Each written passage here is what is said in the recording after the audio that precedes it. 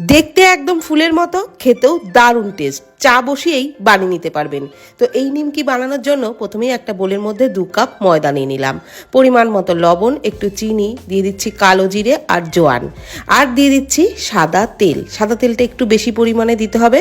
তারপর সমস্ত কিছু ভালোভাবে মিশিয়ে এরকম মুঠো করে দেখে নিয়ে অল্প অল্প জল দিয়ে ডোটাকে কিন্তু একটু শক্ত করে মাখতে হবে।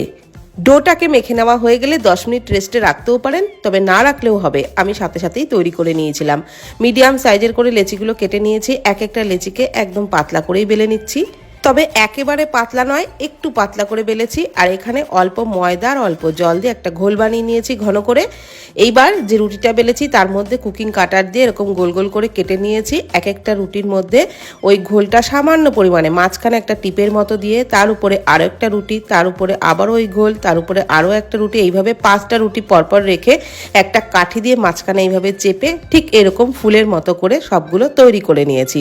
কড়াইয়ে সাদা তেল গরম করে নিয়ে এগুলোকে ছেড়ে গ্যাসের ফ্লেমটাকে একদম লো টু মিডিয়ামে রেখে উল্টে পাল্টে এইরকম লালচে রং ধরিয়ে ভেজে তুলে নিয়েছি। যেমন হয়েছিল মুচমুচে, তেমনই কিন্তু দারুণ টেস্ট, চায়ের সাথে দারুণ লাগে।